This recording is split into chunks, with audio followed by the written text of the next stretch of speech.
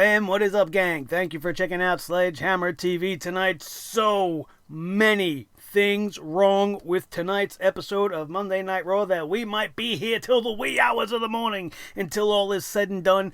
Monday Night Raw wants to throw a bunch of rematches at you guys and call it new. We are coming off of a shake-up or the draft, whatever you want to call it. Everything's supposed to be new and fresh, and somehow we're getting rematches. The Lana and Lashley storyline hits all-time lows and makes even less sense now than it did in the first place, and only an idiot would think that it was cool to finish his match by mimicking one of the worst endings to a match that there ever was. And we're going to talk about all of that and so much more right here and right now. My name is Nick Nightmare, and you are watching the Sledgehammer Wrestling Show Monday Night Raw Review. Let's bring the hammers down. Let's do it.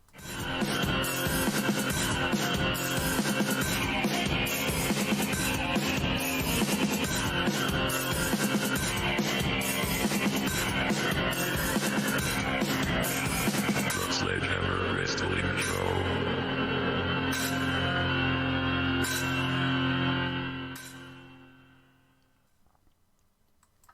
You know, 20 years ago, after I would have a day like today, which was an absolutely shit day, I would come home on a Monday and I would sit down to Monday Night Raw and I would look to forget all my troubles. I would look to wash my filthy day away by enjoying a great wrestling show. Also, somewhere along the lines of 20 years ago, The Rock and Mankind had an empty arena match during halftime of the Super Bowl, which finished with Mankind pinning The Rock using a forklift.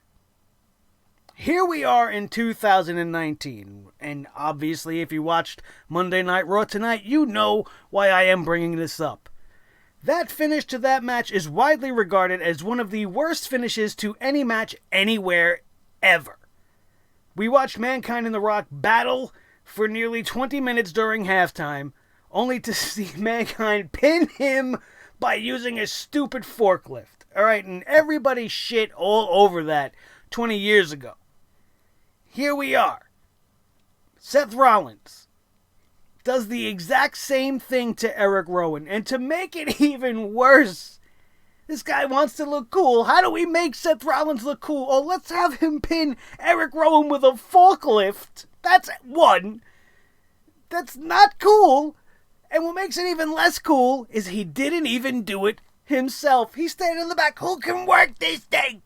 Put it down. Sit it down. Burn it down, he should have said.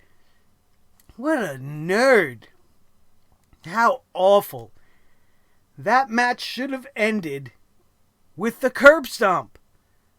Why did he even kick out of the curb stomp? Just so that they can go and do that ridiculous forklift thing? Was it at least the same forklift that almost took out Roman Reigns? Is he getting more TV time than half of the roster? What an idiot. What a senseless, useless match to even be having 4 days out from having a Falls Count Anywhere match for the Universal Championship against The Fiend. How stupid. How ridiculous. I don't even want to talk about it anymore. We're going to have to address it again once we talk about the main card. But that match was unnecessary. It was ridiculous. And it mimicked one of the worst endings ever. And you want me to sit here and say how cool it was? You wonder why people are saying Seth Rollins is not cool. You wonder why people are calling him a clown.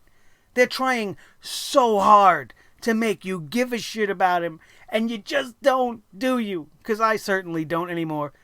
Especially even more so since the nerd wants to block me on Twitter, probably because I say things like I just said to you, because he can't handle the truth. Too bad. Go cry to your girlfriend and have her come at me on Twitter like you had her go at JR because you didn't have balls enough to stand up for yourself with JR. I'm not supposed to say any of these things. Why not? Call a spade a spade. That was ridiculous. What a waste. What a waste of everybody's time. Just like the Lana and Lashley thing. An absolute disgusting, useless, senseless segment where Lana is made to look even more like a fucking idiot. Because Oh, and by the way, this is going to be a mature show, ladies and gentlemen, so if you're watching with any little ones, which I don't believe you are, but if you just happen to be, this might be the time that you want to cover up their ears, because I'm not going to be able to contain myself. This idiot girl wants to come out there, and she's going to try to explain to us why all of this shit is going down, right? So she wants to tell the whole entire world that she wants to have sex with Bobby Lashley because Rusev wants to have sex too much. Let's rephrase that. Let's try to make it make more sense. The wife of Rusev, the woman who married him so that she can have sex with him all the time and have a family in the future and whatever, is having an affair so that she can have sex because her husband wants to have too much sex. If your brain didn't fuzz out at that point, hold on, it gets better.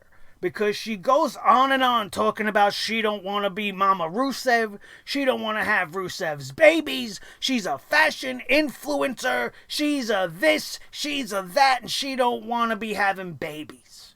Rusev doesn't love me, Rusev doesn't want to have sex with me for me, he just wants me to have his babies. Am I supposed to believe this? I don't think Lana's the most attractive broad in the world. That's my personal taste.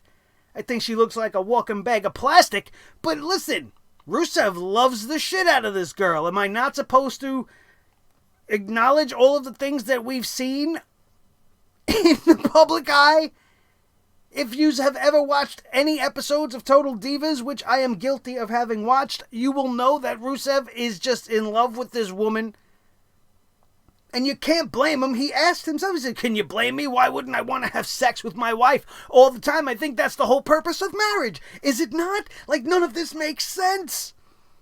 And it's spitting in the face of all of us couples that are married. Like, I don't understand it. I enjoy having sex with my wife very much. I think she's a beautiful woman. You have your own personal taste. You might not think my wife is attractive. You might not. I might not think your wife is attractive. We're not going to tell each other that, but we're going to love our wives, right? Are we not? That's why we married them. If you're not a piece of trash guy, you're not going to go out and have an affair and seek sex somewhere else when you can have it right here at home. As long as you guys are happy and everything, like, what's the problem? So Lana's problem is she don't want to have babies. And then Rusev's like, well, I never told you you had to have babies. And I'm sitting here like, why is this the main event of Monday Night Raw? Why? Why? Why?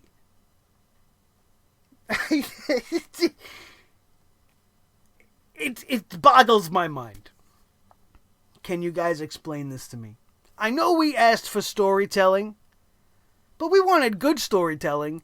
And don't even come at me with, oh, well, Attitude Era. You guys wanted the Attitude Era. No. First of all, I didn't want to return to the Attitude Era. Because the Attitude Era seen things like Trish Stratus being made to walk and talk and bark like a dog in her underwear. Which, as much as I adored Trish Stratus, I didn't enjoy seeing things like that because I'm not a human piece of trash. I didn't find that as entertainment. I thought it was ridiculous and degrading and right down Vince McMahon's alleyway.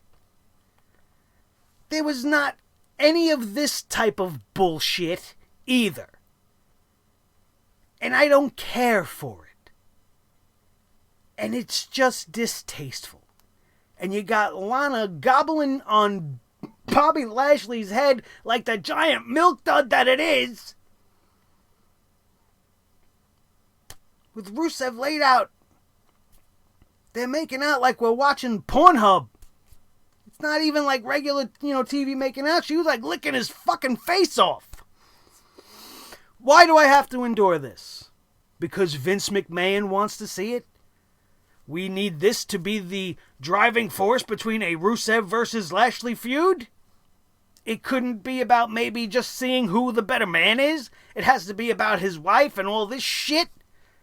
This isn't Days of Our Lives. I don't watch All My Children anymore. I understand wrestling always has an element of soap opera, but this is not soap opera. This is softcore porn. And And it's ridiculous. I don't see the need for it. It's just being way overdone. And when you listen to the verbiage this girl used, it really made even less and less sense with every word she made. And then after all of this, after all of the nonsense, she goes to Jerry the King Lawler because he, like me, was flabbergasted. One time in this current era, I have been on the same page as Jerry the King Lawler because he looked at her like, so let me get this straight. You cheated on Rusev because he wants to have babies with you? And she was like, well, no, it's because he cheated on me.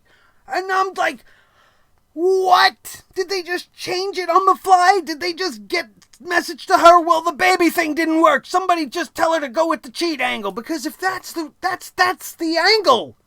That's the go-to right there.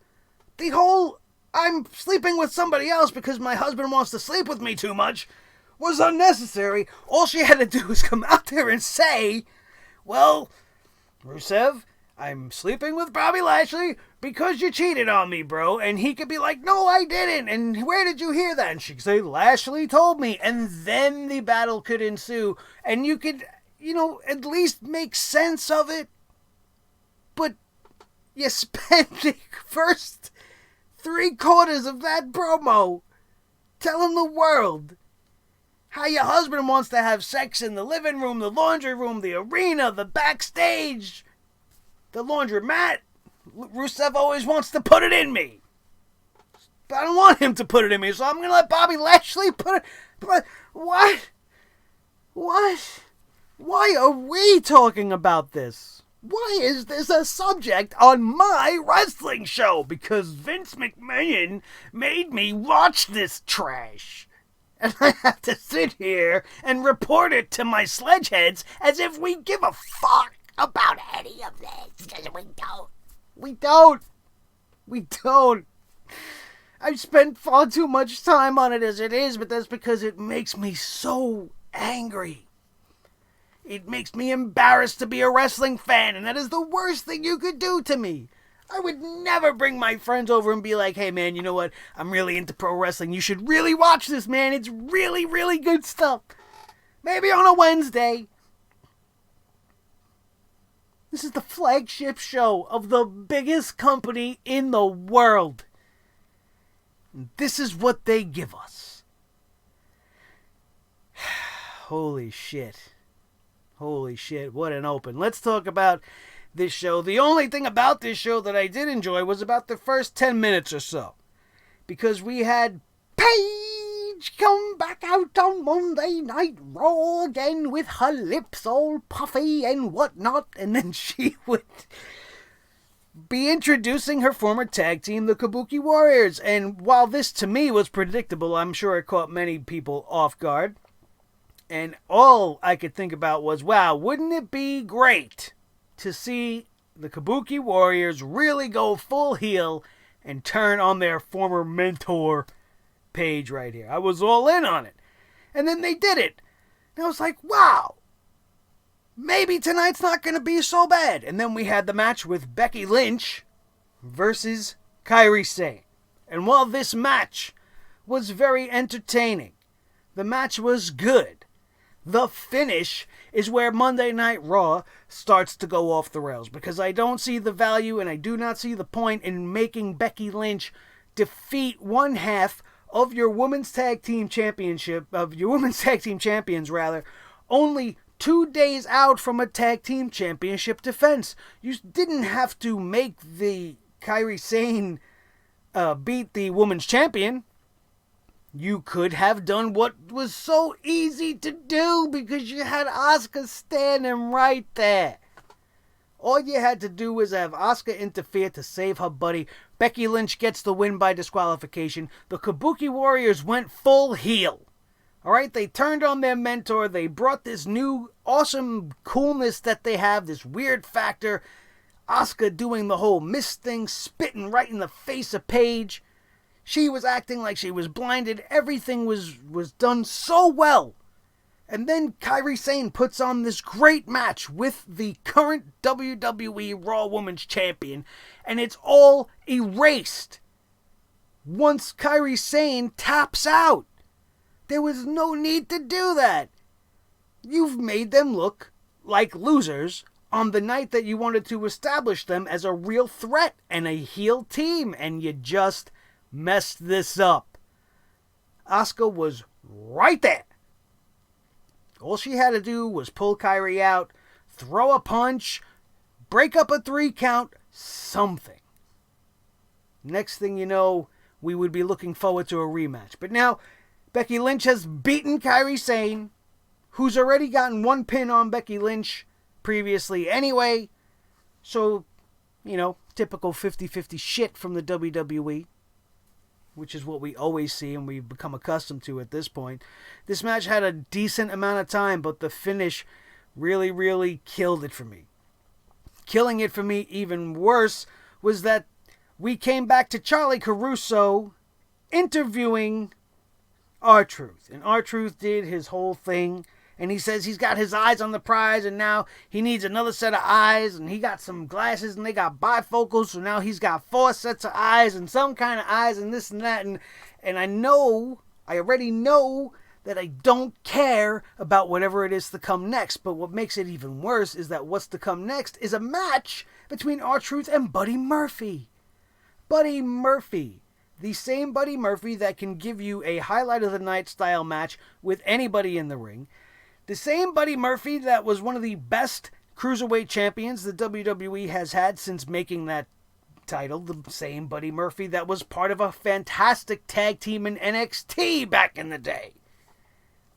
Was put out there for a, hey, look at me, I'm a clown, 24/7, avocado, gold-plated, I don't give a shit championship. Wasted.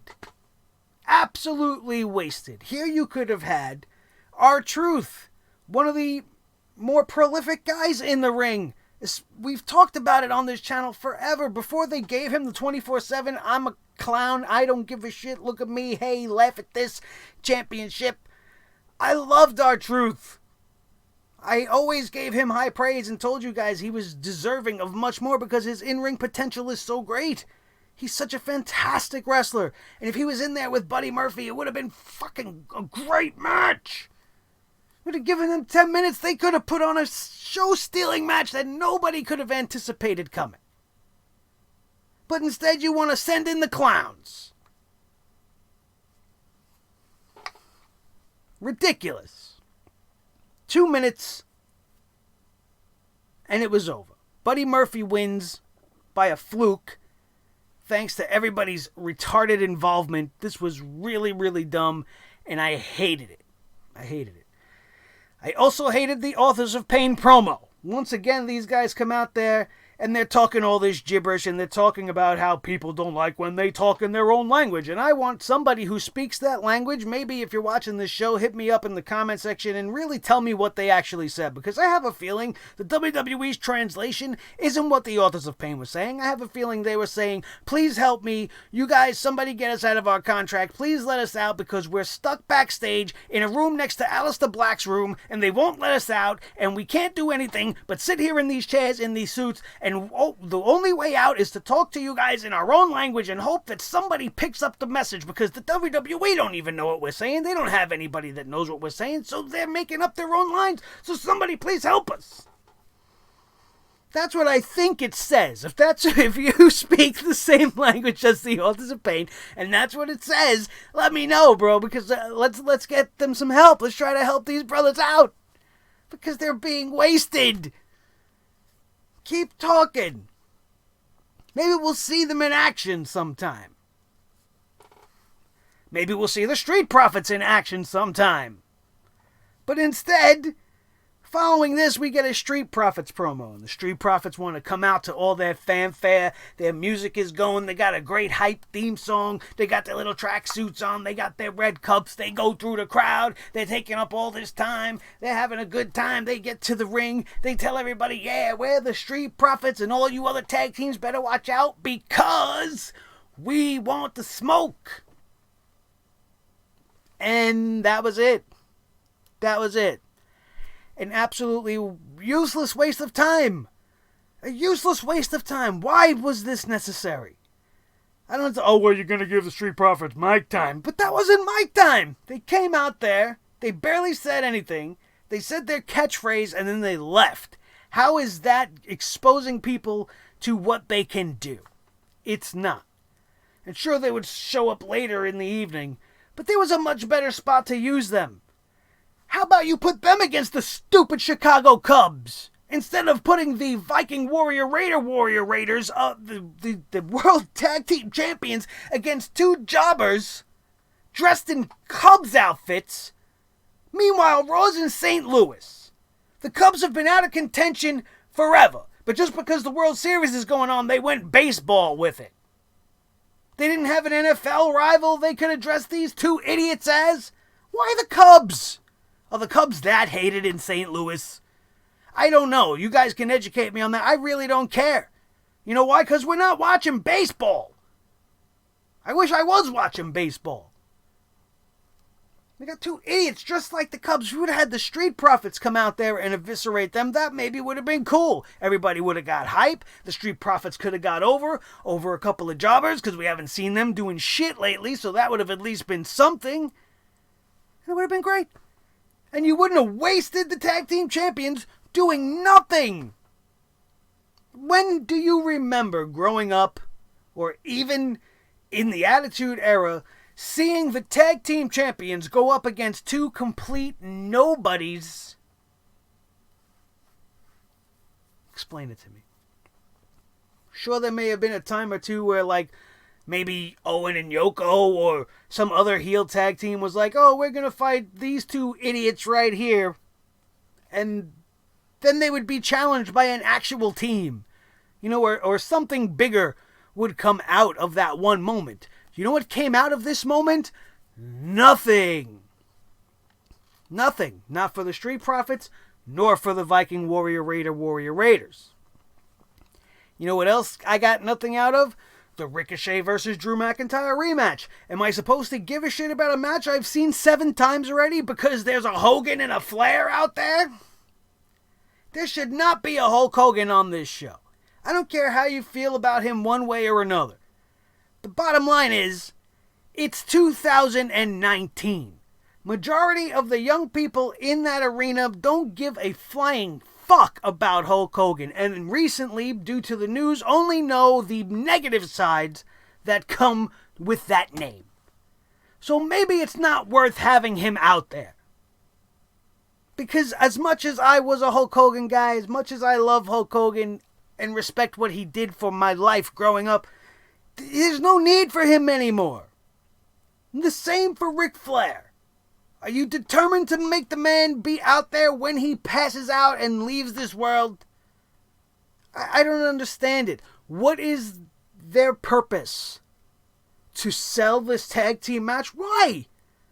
The Hogan-Flair rivalry is first of all, it's been dead for decades, but it's not one of the most prevalent rivalries in pro wrestling. It really isn't. Your memory of it may be greater than what it actually was. Because it was bullshit. Just like this match with Ricochet and Drew McIntyre. Oh, it was a great match. Oh, did you see it was so great, man? I've seen it already. Shit, we seen it last week. And how many times before the new brand split?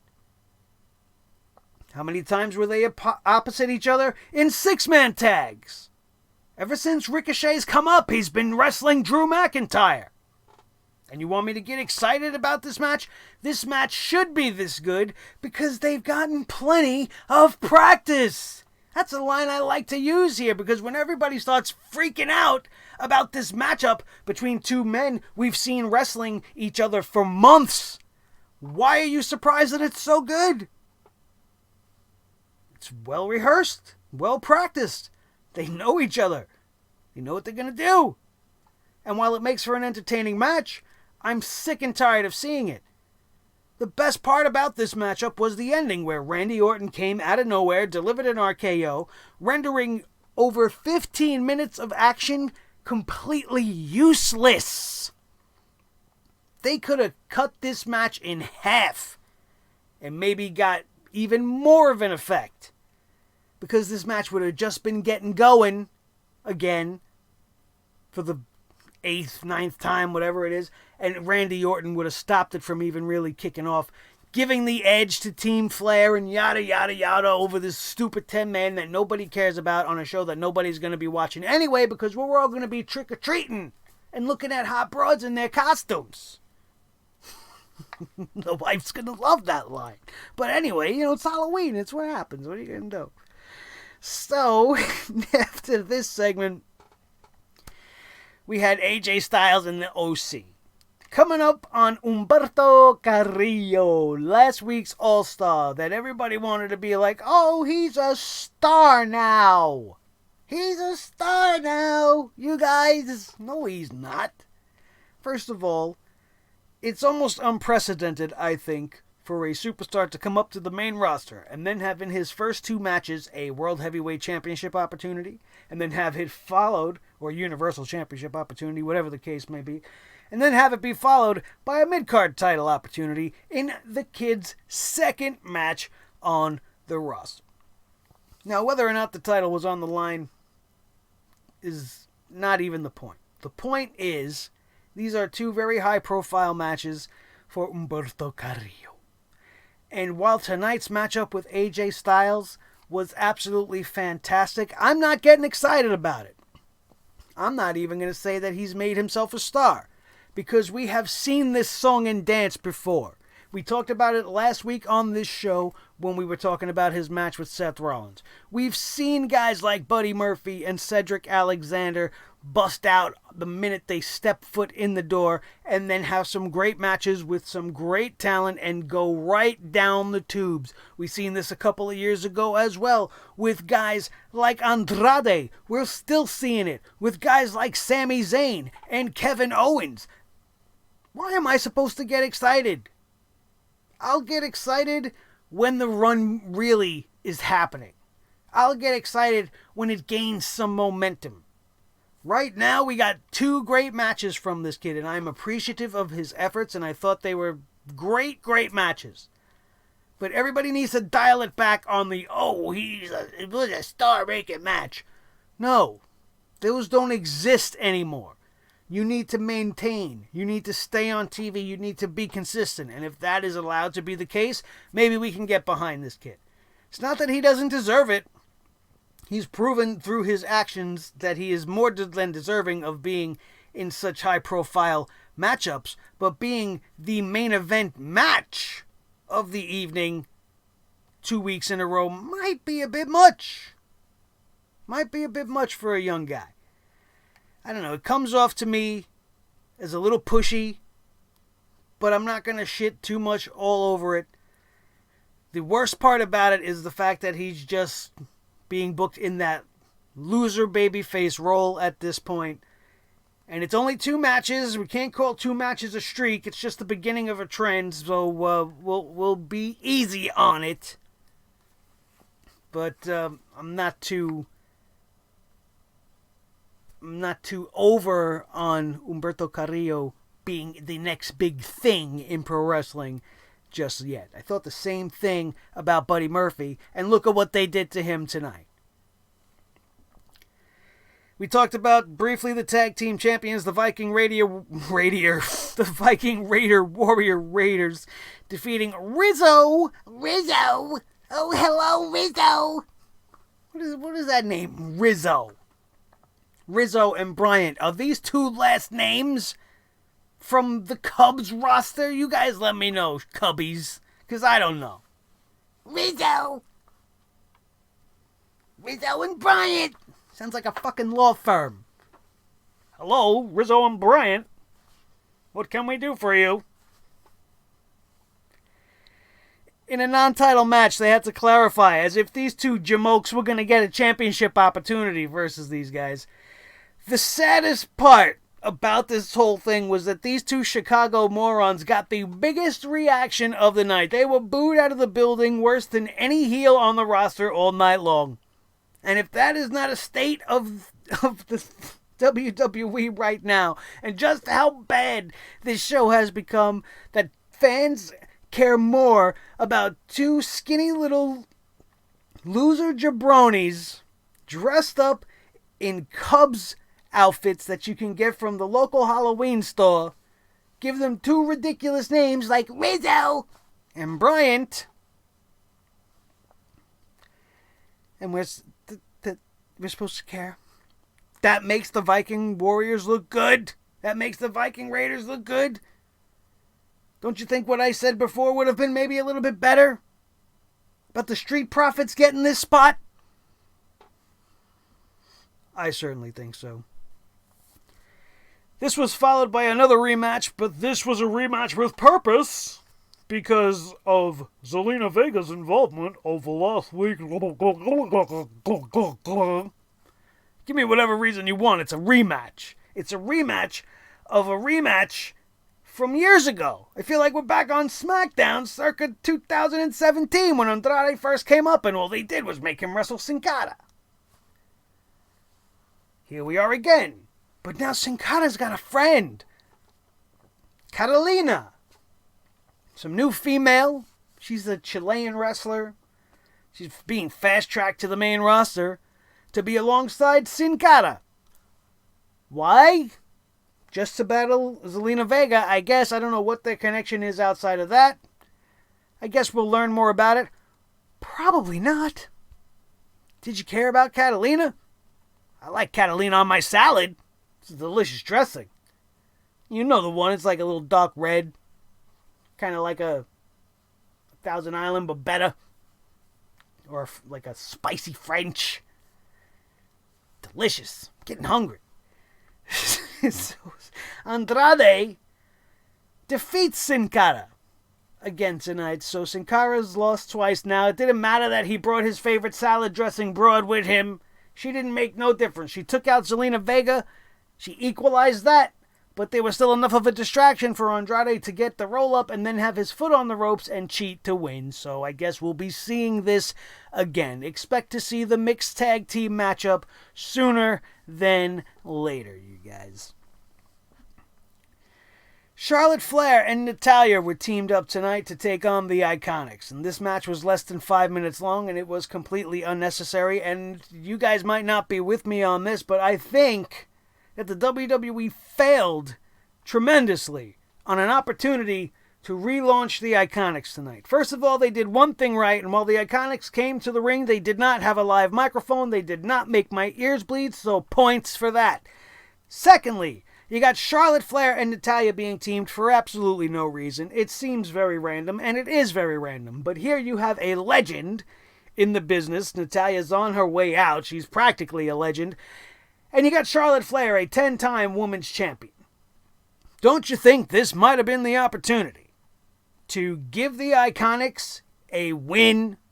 Maybe let them go out there and wrestle, get a win over these established superstars. That's fine, we can call them superstars. And make them look like they matter. Make them look like a threat. And then maybe you could lead to something between Natty versus Charlotte on the main roster again. Who cares? At least it's not Charlotte versus Becky, and you got the whole Hart versus Flair thing. You want to bring back legends, you can keep fucking doing that, and you can do it with them. Have Ric Flair over there in the corner, have Bret Hart in the corner. We've seen all of this before. But do it again and do it better. Why not? Why not? Because you got nothing else going on in the women's division. What else is there? But at the very least, they failed. They failed. You know what? If they did that, I may have been sitting here saying to you guys, oh, the Iconics got a win over Natalya, and I might not even be that happy about it. But the way I'm thinking about it right now is maybe that might not have been what I have done either, but I feel like they really missed an opportunity to change what people think in general of the Iconics by just giving them such a quick, meaningless matchup for them to lose in again. It's just more of the same. And they lost to this makeshift team that just came together for the first time on this night. They're supposed to be former women's tag team champions. It was a terrible, terrible way to do that matchup. We then had Seth Rollins in the back talking about shit with Charlie Caruso again. He says he wasn't stupid, which is absolutely not true, and he would prove that with the finish of his match. He knew the Firefly Funhouse would return, and it did. He said some other shit. I really don't care. He then said he was going to burn it down. The crowd booed the hell out of Seth Rollins tonight, and I don't blame them. I'd be booing him too. My personal reasons aside, even with the whole blocking thing, we could put that all in the trash right now. As a fan of professional wrestling and seeing what they did with The Fiend and everything that has happened, nothing is going to change my stance. I am done. Absolutely done with Seth Rollins, as is most of the WWE Universe. Why we had to sit through a non-title Falls Count Anywhere match on Monday Night Raw tonight versus Eric Rowan for no reason at all. No reason was given. It's not that Bray Wyatt has brainwashed him again. It has sent him after Seth Rollins. It has nothing to do with that. It's just a randomly thrown together Falls Count Anywhere match, I guess, to warm up Seth Rollins. Let's get a warm-up match. Let's make him look super cool. He's going to be the first man ever to have 2 Falls Count Anywhere matches in one fucking week. He's so cool. This match was ridiculous. Part of me feels like they only did this because of what happened on AEW last week. When you had Cody Rhodes going up into the skybox, chasing Chris Jericho in the inner circle, into the backstage area, into the fans, into the concessions, wrestling everywhere, and you had fans all over the place and shit happening everywhere. And they did it here tonight the exact same way, only it was a lot more fake. It came off a lot more produced because they had barricades in a nice safe area for them to go play in because they knew they were going to be out there. All in all, there was a spot where Seth Rollins hit the curb stomp off the table, off the announce table on Eric Rowan. He should have pinned his ass right there. This match should have been over. But then it went on and on and on. They had to get the forklift involved. They had to redo that ridiculous ending. He was made even worse and made to look even worse by the fact that he didn't just do it himself. Why weren't the keys left in there? He couldn't sit in there and figure out up fucking down? Maybe the key. You know, you turn the key up and it goes up. You turn the key down and it goes down. I don't understand it. What, is he not allowed to sit in there because of some fucking union rule or something? So cool. So Eric Rowan technically didn't even get beat by Seth Rollins. He got beat by the forklift driver.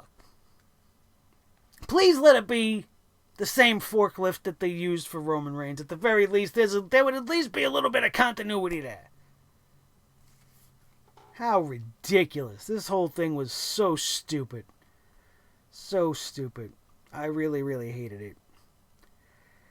Then we had the United States Champion AJ Styles with the OC taking on Umberto Carrillo, defeating him in about a 10-minute long matchup, which was a very, very fun match. It was very good. These guys had great chemistry. It was really, really, really cool.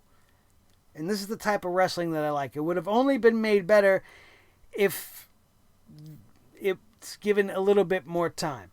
And I just feel weird with Umberto Carrillo getting these high-profile matches right out of the gate. But again, I don't want to shit on it too much because they gave me a good match. They gave me a good match to enjoy, and I could just hope that it extends on and does more and gets more out of it in the future. Seems to me, based off of how this match ended up, with the post-match attack after AJ Styles gets the win, he wants to go back in and shake Umberto Carrillo's hand, only to psych him out, which would piss off Umberto Carrillo. Next thing you know, they're punching, they're beating each other up. AJ Styles delivers a Styles Clash, and then the Street Profits would come out to make the save. So, logic tells you next week, 6-man tag, Carrillo and Street Profits probably will be taking on the OC. And that is going to be a damn good matchup. It's going to be a damn good 6-man. It has the potential to be the first good 6-man on the main roster all year. So we'll have to wait and see. Then we had the King's Court with Lana and Rusev, which we've already brought the hammer down on once. We're not going to get too much more into it. It's just absolutely ridiculous. Everybody thinks the coolest moment about this is probably, oh, well, Rusev said, oh, Bobby Lashley is talking shit. He doesn't know what he's saying. He's lying to you. After Lana took forever to get to the whole point of everything.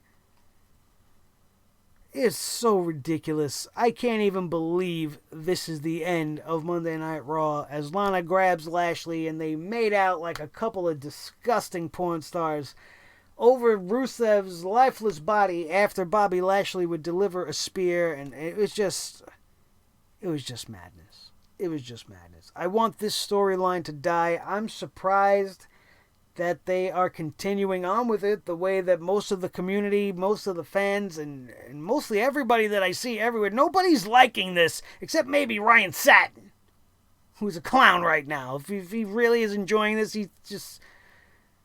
Please, I'm not going to talk shit about anybody. But, I mean, I see so many people in the know, so many people that, you know, do the whole wrestling pro news thing. Some of them so supportive of this shit, and I feel like they just are looking for jobs. And I ain't looking for jobs, I'm looking for subs. I'm looking to start this army and continue to grow large enough so that we can take over the world like Pinky and the Brain would do on any given night. And tonight would be a great night to do that instead of watching Monday Night Raw.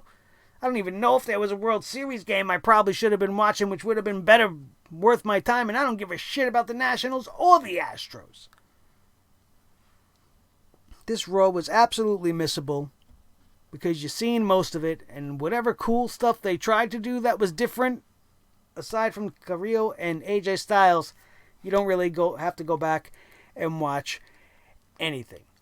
And that's tonight's Monday Night Raw review for you guys on this October the 28th, 2019. And I'm so sick and tired of this shit, man. I'm so sick of it. I don't know what else to do. It's just, oh, don't watch it then. I'm a wrestling fan. I'm going to watch the WWE. I've been watching it my whole entire life. I hope for it to get better every week. It's not the case, but at the very least, we have each other. That's why we congregate here every single Monday night, no matter how late it is, or Tuesday for some of you who watch me the next day. And we tear this shit to shreds, and it's like therapy for us, man. This has been the best I have felt all day, and it has been sitting here talking to you guys. I've had, like I said, an absolutely miserable day, been in a whole lot of pain all day long. Monday Night Raw put me in pain all night long, but right now, for these last 42 minutes, I have felt absolutely fantastic, getting all this stuff off of my chest and talking to my most loyal fan base, the Sledgeheads of the Sledgehammer Wrestling Show. Thank you all for being with me once again, and be on the lookout if you missed the Everything Wrong with the Wednesday Night War review week 4 head-to-head breakdown and comparison. You have got to check that one out. It is a fun one. We doled out the poop hammer. Once again, this whole entire show for Monday Night Raw gets the poop hammer. Let's give it to him. That's right, you deserve it, you trash bags. One big old fat poop hammer for everyone. But if you want to know who got the poop hammer for the Wednesday Night War, you're going to have to check that one out for yourself. It will be linked in the annotations up above. And why you should really be on the lookout, dropping tomorrow night at 9 p.m., the new Sledgehammer short, Drawing the Fiend. I got my draw on with the Fiend Bray Wyatt the other day, and I wanted to share that with you guys. Another installment of Sledgehammer Shorts, Drawing the Fiend, tomorrow night at 9 p.m. It's premiering live. It's only about 3, maybe 4 minutes long, so we won't be able to hang out long, but I will be there, so come and hang out with me, even if it's just for 4 minutes, and let's watch me draw the Fiend. Speed drawing style, time-lapse, awesomeness. Awesomeness. It really came out good.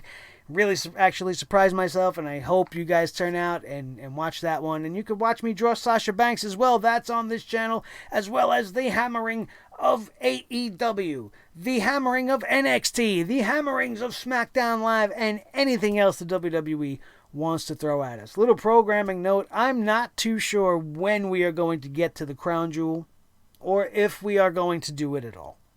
I know there's going to be a lot I'm going to want to say about it. We may do some sort of an abbreviated review, but the fact is, it's on Halloween. I have better things to do with my time. I have my daughter to take trick-or-treating. I have to go dress up like Hades from The Descendants again, and I gotta do my thing. Alright, so I don't know when we're gonna get to it. Maybe, because everything else has to keep coming at you. Friday we got SmackDown. Then Saturday we do the head-to-head. So maybe Sunday, since there's nothing really special going on, maybe Sunday we'll drop it. Or maybe I will give it to you guys late Thursday night. It depends on how Thursday goes. It's supposed to maybe rain here in New York, so maybe there won't be any trick-or-treating going on. I don't know. But, for the most part, just stay tuned, and the best way to know for sure is to be subscribed. Hit that subscribe button right now if you had a good time here today talking about all the bullshit Monday Night Raw threw at us and called a wrestling show. Make sure you hit that notification bell as well so that you'll know if that Crown Jewel video drops or not and when it actually does, and everything else that we put up on this channel as well. Then do me a big favor and bring your hammers down on that like button if you like today's show. Share this video with each and every one of your wrestling buddies all over the wrestling world, especially if they need to get a little bit of their therapy and get a little bit of their anger out over the whole Lashley, Lana, and Seth Rollins retardationness that Monday Night Raw gives us. Would be much appreciated. Don't forget to drop your hammers down. I know some of you guys are eager like beavers to get down and eat, more eager than Lana's beaver to get down into that comment section and drop your hammers down. Let me know what you hated about Monday Night Raw, even though I'm pretty sure I've already hit most of them right on the head. Thank you guys so much. My name is Nick Nightmare. This is the Team Thor, the Sledgehammer, the official Sledgehammer of the Sledgehammer Wrestling Show. His tag team partner, the World Heavyweight Champion of all the microphones in all the world, Mr. Blue, the Snowball. The most important member of the team, as always, is each and every one of you guys. Thank you so much. That is going to do it, and we are out of here. And we will see you next time right here on your new favorite wrestling show, the Sledgehammer Wrestling Show, only on Sledgehammer TV, right here on YouTube.com, where I promise you will never see some disgusting, nasty making out with the milk dud-headed Bobby Lashley. Gross. Ugh.